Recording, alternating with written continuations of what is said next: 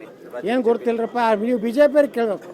ಇಲ್ಲಿ ಒಂದಿಟ್ಟು ಅದವಲ್ಲ, ಮುಂಜಾನೆ ನಾವು ಪ್ರೆಸ್ ಮೀಟ್ ಮಾಡ್ತಾವಲ್ಲ, ಮನೆಯಿಂದ ಏನದು ಚಹಾ ಮತ್ತು ಉಪ್ಪಿಟ್ಟು ತಂದು ಅವಕ್ಕೆ ಕೇಳ್ರಿ ರಾಜ್ಯ ಅಧ್ಯಕ್ಷ ಬದಲಾವಣೆ ಆಗ್ತೈತೋ ಇಲ್ಲೋ. ರಾಜ್ಯ ಅಧ್ಯಕ್ಷನ ರಾಷ್ಟ್ರೀಯ ಅಧ್ಯಕ್ಷರಿಗೆ ಹೋಲಿಸ್ಲಿಕ್ಕೆ ಹೋಗ್ಬೇಡ್ರಿ. ರಾಷ್ಟ್ರೀಯ ಅಧ್ಯಕ್ಷರ ಸಿಲೆಕ್ಷನು ಪ್ರಧಾನಮಂತ್ರಿಗಳು ಮಾಡ್ಯಾರ. ಅವು ಒಳ್ಳೆಯವ್ರು ಇರಬೇಕು, ಪ್ರಾಮಾಣಿಕ ಇರ್ಬೇಕಂತ ನನಗೆ ಅನ್ನಿಸ್ತದೆ. ಅದು ರಾಜ್ಯಾಧ್ಯಕ್ಷನ ಯಾರು ಸೆಲೆಕ್ಷನ್ ಮಾಡ್ಯಾರ ಅವ್ರಿಗೆ ಸನ್ಮಾನ ಮಾಡ್ಬೇಕಂತ ಮಾಡೀನಿ. ನಾ ಏನು ಬಿ ಜೆ ಪಿಯವ್ರಿಗೆ ಹೋಗಿ ಕೈಕಾಲು ಹಿಡಿದು ಪಾರ್ಟಿಗೆ ತಗೋರಿ, ತಪ್ಪಾಗೈತಿ, ಕ್ಷಮೆ ಮಾಡಿರಿ, ವಿಜೇಂದ್ರನೇ ನನ್ನ ಬಾಸ್ ಅನ್ನೋ ಮಗ ಅಲ್ಲ. Vijendra not my boss. B J ಪಿಗೆ ಸೇರಿದ್ರೆ he is not my boss. Boss only Narendra Modi, Amit Shah, Nitin Gadkari, Rajnath Singh ಅವ್ರ boss. He is not boss at all.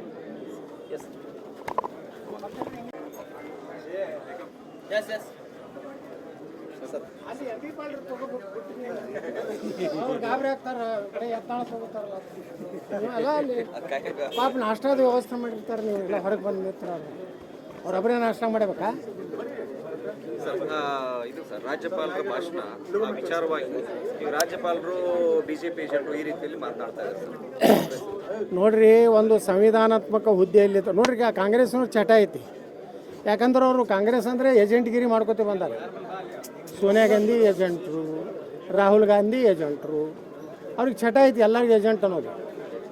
ಘನತೆವತ್ತ ರಾಜ್ಯಪಾಲರು ಅವ್ರು ಯಾವುದೇ ಪಕ್ಷ ಅಲ್ಲ. ನಾ ಕಾಂಗ್ರೆಸ್ಗೆ ನೇರ ಆರೋಪ ಮಾಡ್ತೀನಿ, ನಮ್ಮ ರಾಜ್ಯಪಾಲರು ಒಬ್ಬರು ದಲಿತರು ಅದಾರ ಅಂತೇಳಿ ಈ ರೀತಿ ಅಪಮಾನ ಮಾಡಕತ್ತಾರೆ.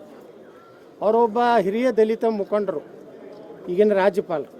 ಅವ್ರಿಗೆ ಅಪಮಾನ ಮಾಡೋದು, ಅವ್ರಿಗೆ ಸಡ್ಡು ಹೊಡಿಯೋದು, ಅವ್ರಿಗೆ ಧಿಕ್ಕಾರ ಮಾಡೋದು, ತಾವೇ ಅರ್ಬಿ ಹರ್ಕೊಂಡು ನಾಚಿಗೇಡಿ ವ್ಯವಸ್ಥೆ.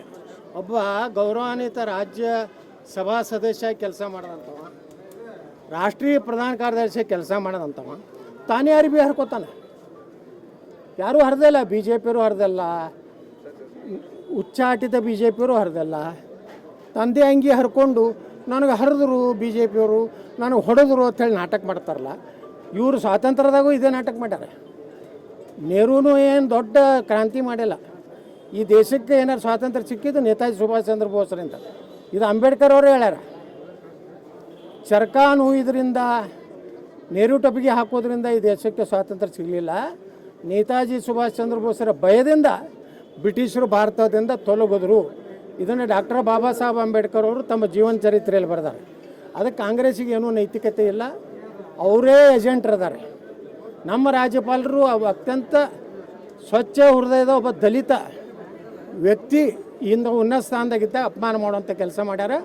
ಇಡೀ ದಲಿತ ಸಮುದಾಯಕ್ಕೆ ಇವತ್ತು ಕಾಂಗ್ರೆಸ್ ಅಪಮಾನ ವಿಧಾನಸಭೆಯಲ್ಲಿ ಮಾಡ್ಯಂತ ನಾನು ಹೇಳಕ್ಕೆ ಬಯಸ್ತಾ ಇದ್ದೇನೆ. ಸರ್, ಸ್ವಾಮೀಜಿಯವರು ಒಂದು ಭವಿಷ್ಯ ನೋಡಿದ್ದಾರೆ ಸರ್.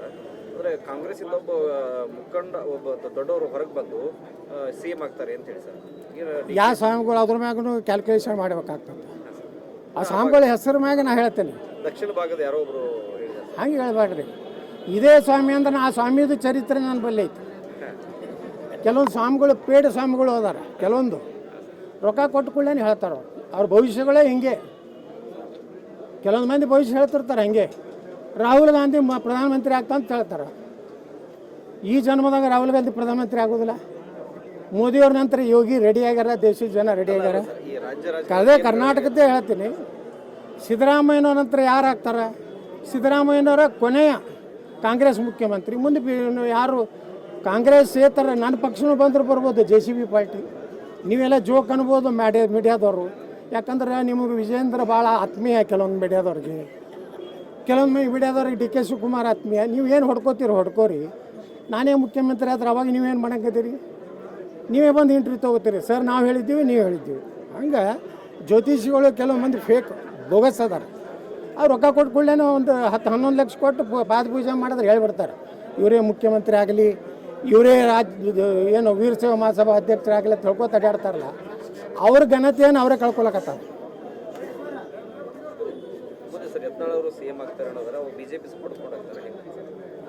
ಅದೇ BJP ಸಪೋರ್ಟ್ ತೊಗೊಂಡು ನಾ ಮುಖ್ಯಮಂತ್ರಿ ಆಗ್ತೀನೋ, BJPಗೆ ಬಂದೇ ಮುಖ್ಯಮಂತ್ರಿ ಆಗ್ತೀನಿ ಯಾರಿಗೆ ಗೊತ್ತೈತೆ. 28ಕ್ಕೆ ನಾ ಆಗ್ತೀನಿ, ಇಷ್ಟು ಮಾತ್ರ ಗ್ಯಾರಂಟಿ ಹೇಳ್ತೀನಿ. ನೀವು ಮೀಡಿಯಾದವ್ರು ಅಷ್ಟೇ ವಿರೋಧ ಬರೀರಿ, ತೀವ್ರವಾಗಿ ಬರೀರಿ. ವಿಜೇಂದ್ರನೇ ಆಗ್ತಾನಂತೇಳಿ ಲಗ ಹೊಡೆದು ಬರೀರಿ, ಮುಖ್ಯಮಂತ್ರಿ ನಾನೇ ಆಗ 5 ವರ್ಷ ನಾನೇ ಇರ್ತೀನಿ, ಕರ್ನಾಟಕದಲ್ಲಿ ಹೊಸ ಇತಿಹಾಸ ನಿರ್ಮಾಣ ಮಾಡ್ತೀನಿ. ಬುಲ್ಡೋಜರ ಭಾಳ ಸದ್ದುಗಳು ಎಲ್ಲ ಕಡೆ ಕೇಳಿಸ್ತಾವೆ. 2,80,000 ಏನು ಖಾಲಿ ಸರ್ಕಾರಿ ಉದ್ಯೋಗ ಎಲ್ಲ 5 ವರ್ಷನ ತುಂಬ್ತೀನಿ. 3 ಲಕ್ಷ ಜನರಿಗೆ ಉದ್ಯೋಗ ಕೊಡ್ತೀನಿ. ನೀವೇನೂ ಗಾಬರಿ ಆಗಬೇಡ್ರಿ ಮೀಡಿಯಾದವರು, ನೀವು ಆತಂಕಕ್ಕೆ ಒಳಗಾಗಬೇಡ್ರಿ. ಹಿಂಗಂದ್ರೆ ಯತ್ನಾಳು ವಿಜೇಂದ್ರ ಪರಿಸ್ಥಿತಿ ಅನ್ನತ್ತೆ ನಾ ಸಂಜೆ ಮುಂದೆ ಹೊಡಿಲಾಕ ಚಾಲೂ ಮಾಡಬೇಡ್ರಿ. ಯತ್ನಾಳೆ ಭವಿಷ್ಯ ನಿಜವಾಗುವುದೇ ಇಂದಿನ ವಿಶೇಷ ಹೊಡ್ಕೊತ್ಕೊಂಡ್ರಿ ನೋಡ್ರಿ. ಸರ್ 400 ಕೋಟಿ ಈ 2 ಕಂಟೈನರ್ಗಳೇ ಇದನ್ನಾಗಿದ್ದಾವೆ. ನೋಡ್ಬೇಕದು ಏನೋ ಪೊಲೀಸ್ ಇಲಾಖೆ ಗೊತ್ತಾ, ಅವರು ಎಲ್ಲ ಮಾಹಿತಿ ತೆಗಿತಾರೆ. ಇದು ಯಾರು ರೊಕ್ಕದ ಏನದ, ಅದು ಏನು 500 ರೂಪಾಯಿ ನೋಟ್ ಅದೋ 2,000 ನೋಟ್ ಅದೋ, ಅದು ಎಲ್ಲಿಗೆ ಒಯ್ಲಾಕತ್ತಿದ್ರು. ಇದು ಭಾಳ ದೊಡ್ಡ ಹಗರಣ ದರೋಡೆ ಆಗಿದೆ ಅಂತ ಹೇಳ್ತಾರೆ. ಕರ್ನಾಟಕದಾಗ ದರೋಡೆ, ಕೊಲೆ, ಸುಲಿಗೆ, ಹಿಂದೂಗಳ ಹೆಣ್ಮಕ್ಳ ಮೇಲೆ ಅತ್ಯಾಚಾರ, ದಲಿತ ಹೆಣ್ಮಕ್ಳ ಮೇಲೆ ಅತ್ಯಾಚಾರ, ಈ ಸರ್ಕಾರ ಇರುತ್ತಾನ ಈ ರಾಜ್ಯದಲ್ಲಿ ಶಾಂತಿ ಸುರಕ್ಷತೆ ಕಠಿಣವಾದಂಥ ಕಾನೂನುಗಳು ಜಾರಿ ಆಗೋದಿಲ್ಲ. ಅದಕ್ಕಿಂತವೆಲ್ಲ ದರೋಡೆ ಪರೋಡೆ ಏಕ್ದಮ್ ಈಜಿ ಆಗ್ಲಕತ್ತಾವ. ಯಾಕಂದರೆ ಇವು ಬೆಂಗಳೂರು ಹಾಡಾಗಲೇ ಕೋಟ್ಯಾಂತರ ರೂಪಾಯಿ ಲೂಟಿ ಮಾಡಿದ್ರು, ಏನೂ ಆಗಲಿಲ್ಲ. ಹಿಂಗೆ ಕರ್ನಾಟಕದಲ್ಲಿ ಕಾನೂನು ವ್ಯವಸ್ಥೆ ಸಂಪೂರ್ಣವಾಗಿ ಹದಗೆಟ್ಟೋಗಿದೆ. ಆ ಹದಗೆಟ್ಟದ ಉದಾಹರಣೆ ಅಂದರೆ ಬೆಳಗಾವಿಯಲ್ಲಿ 400 ಕೋಟಿ ಇತ್ತು, 800 ಕೋಟಿ ಇತ್ತು, ಇನ್ನೂ ತನಿಖೆ ಆಗಿಲ್ಲ. ಅದನ್ನು ಇಡಿ ಕೊಡಬೇಕು, CBI ಕೊಡಬೇಕು.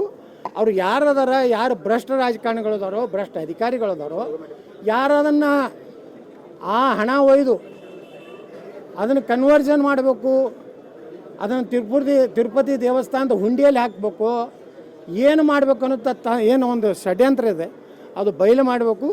ಅವ್ರಿಗೆ ಯಾರು ಈ ಹಣ ಅಂತ ಅವ್ರನ್ನ ಕಠಿಣವಾದಂಥ ಅವ್ರ ಮ್ಯಾಗ ಆ್ಯಕ್ಷನ್ ತೊಗೊಂಡು ಅವ್ರನ್ನ ಜೈಲಿಗೆ ಹಾಕಿದ್ರೆ ಕರ್ನಾಟಕದ ಮಾನ ಮರ್ಯಾದೆ ಉಳಿತದೆ. ಯಾಕಂದ್ರೆ ಕರ್ನಾಟಕ ಮಾನ ಮರ್ಯಾದೆ ಏನು ಉಳಿದಿಲ್ಲ.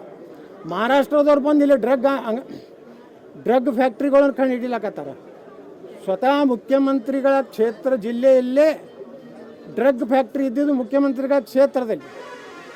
ಬೆಂಗಳೂರಿನಲ್ಲಿ ಡ್ರಗ್ ಇವತ್ತು ನಡೀತಾ ಇದೆ. ಇವತ್ತು ಕಂಟ್ರೋಲ್ ಪೊಲೀಸ್ ಇಲಾಖೆ ಮೇಲೆ ಸರ್ಕಾರದಿಲ್ಲ. ಯಾಕಂದರೆ ಎಲ್ಲ ಇಲಾಖೆ ಅಧಿಕಾರಿಗಳಿಗೆ ಫಿಕ್ಸ್ ಮಾಡ್ಯಾರ, ಇಲ್ಲ ಆಕ್ಷನ್ ಆಗ್ತದೆ. ಬೆಂಗಳೂರು ಕಮಿಷನರ್ ಆಗಬೇಕಾದ್ರೆ 50 ಕೋಟಿ ಕೊಡಬೇಕು, DC ಆಗಬೇಕಾದ್ರೆ 10 ಕೋಟಿ ಕೊಡಬೇಕು. ಎಲ್ಲೆಲ್ಲಿ ಒಳ್ಳೆ ಪೋಸ್ಟ್ ಅದಾವಲ್ಲ ಲಿಲಾವ್ ಆಗ್ತಾಯಿದೆ. ಈ ಲಿಲಾವ್ ಆಯ್ತಂದ್ರೆ ಯಾರೂ ಒಳ್ಳೆಯ ಅಧಿಕಾರಿಗಳು ಒಳ್ಳೆಯ ಸ್ಥಾನದಲ್ಲಿ ಇರುವುದಿಲ್ಲ. ಇದು ನಡೀದೆ, ಇದು ಹಗರಣಗಳು, ಕೊಲೆ, ಸುಲಿಗೆ.